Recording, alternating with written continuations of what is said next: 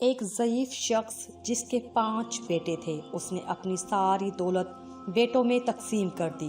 اس نے سوچا اب مجھے روپے پیسے کی کیا ضرورت ہے، بقیہ ایام اپنے بچوں کے ہاں گزار لوں گا۔ پہلے وہ اپنے بڑے بیٹے کے گھر گیا اور اس کے پاس رہنے لگا۔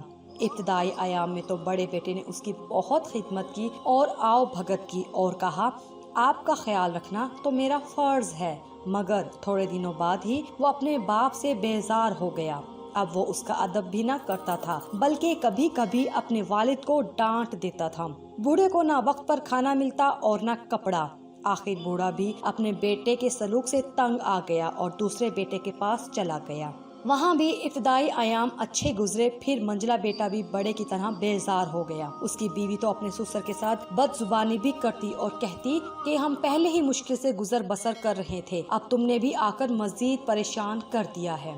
بیچارہ بوڑھا جلد ہی وہاں سے بھی اکتا گیا، پھر منجلے بیٹے کے پاس گیا، مگر اس کے سلوک سے بھی پریشان ہو کر وہ سب سے چھوٹے اور لاڈلے بیٹے کے پاس جا پہنچا اور وہاں سے بھی تنگ ہو کر نکلا۔ بیچارے کو کہیں چین نہ ملا۔ سارے بیٹے اپنے والد کو ساتھ رکھنے سے بچنا چاہتے تھے۔ کوئی کہتا میرے اتنے بچے ہیں، تم کو کیسے رکھ سکتا ہوں، کوئی کہتا میرا گھر چھوٹا ہے، تو کوئی کہتا میں خود بہت غریب ہوں۔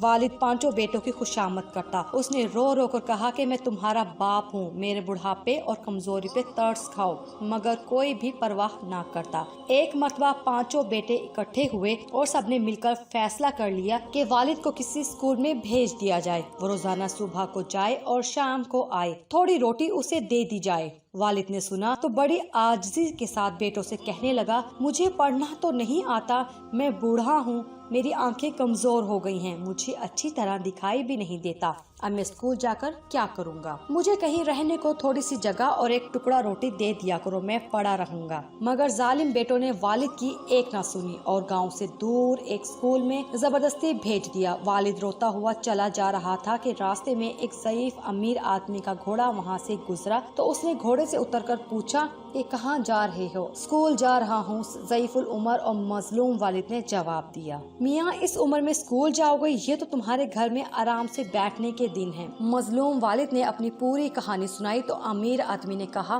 بڑے میاں اسکول جانے کا خیال تو بیکار ہے، مگر تم غم نہ کھاؤ، میں تمہاری مدد کروں گا۔ یہ کہہ کر اس نے اپنی جیب سے ایک تھیلی نکالی اور اس میں کوئی چیز بھر دی، پھر تھیلی کو ایک لکڑی کے صندوق میں رکھ کر صندوق کو اچھی طرح بند کر دیا۔ صندوق اس کو دیتے ہوئے اس کے کان میں کچھ کہا۔ ضعیف العمر والد صندوق لے کر خوشی خوشی گاؤں واپس پہنچا۔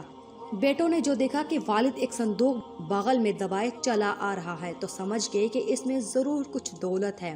انہوں نے اپنے والد سے یہ نہ پوچھا کہ تم اسکول کیوں نہیں گئے، بلکہ سب خاطر تواضع میں لگ گئے۔ ہر ایک اسے اپنے گھر چلنے کو کہتا، پھر انہوں نے والد کو خوب کھانا کھلایا۔ کھانے پینے کے بعد بوڑھے کو کہا میرے بچوں، اپنی جوانی میں نے کچھ دولت جمع کر کے جنگل میں دفن کر دی تھی، مجھے اس کا خیال بھی نہیں رہا، آج جو ادھر سے گزرا تو یاد آیا، زمین کھودی تو صندوق جوں کا تو تھا، اب یہ میری زندگی تک یوں ہی بند رہے گا، میرے مرنے کے بعد اسے کھولنا اور تم میں سے جو میری زیادہ محنت کرے گا اور بڑھاپے میں آرام دے گا، اس دولت کا زیادہ حصہ اسی کو ہی ملے گا۔ یہ سن کر 5 بیٹے آپس میں لڑنے لگے کہ ابا کو میں اپنے پاس رکھوں گا۔ اب بوڑھا جس بیٹے کے پاس بھی جاتا اس کی خوب آؤ بھگت ہوتی، سب اس کے کھانے کپڑے اور آرام کا خیال رکھتے۔ اسی طرح بوڑھے کی زندگی مزے میں گزرنے لگی۔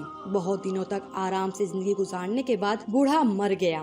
5 بیٹوں نے مل کر بڑی شان سے اس کو دفن کیا، شاندار فاتحہ کرائی، غریبوں کو خیرات دی، پھر سارے کاموں سے فارغ ہونے کے بعد صندوق کھولنے لگے۔ مگر صندوق کھولنے سے پہلے ہی 5 بھائیوں میں بحث ہونے لگی۔ ہر ایک کہتا میں نے ابا کی زیادہ خدمت کی ہے، اس لیے بڑا حصہ مجھے ملنا چاہیے۔ آخر میں یہ طے پایا کہ سب میں برابر تقسیم کر لیں گے۔ صندوق کھولا گیا تو اس میں سے بڑی خوبصورت ریشمی تھیلی نکلی جس کا منہ بند تھا، اس میں چھن چھن کی آواز آ رہی تھی۔ مگر بڑی بے صبری سے تھیلی کھولی اور فرش پر خالی کر دی، مگر کیا دیکھتے ہیں کہ اس میں سے کانچ کے چھوٹے چھوٹے ٹکڑے گر کر فرش پر پھیل گئے۔ اس پر 5 بیٹوں کو بہت غصہ آیا اور وہ آپس میں ہی لڑنے لگے۔ گاؤں کے دوسرے لوگ یہ دیکھ کر خوب ہنسے اور ان نافرمان اولاد سے کہا دیکھ لی اپنے بوڑھے باپ کی عقل، اسے اسکول بھیج رہے تھے نا تم سب، مگر اس نے اسکول گئے بغیر کیسا مزیدار سبق سکھایا ہے۔ اگر آپ کو ہماری ویڈیو اچھی لگی تو پلیز ابھی ہمارے اس چینل کو ضرور سبسکرائب کر دیجیے۔ شکریہ۔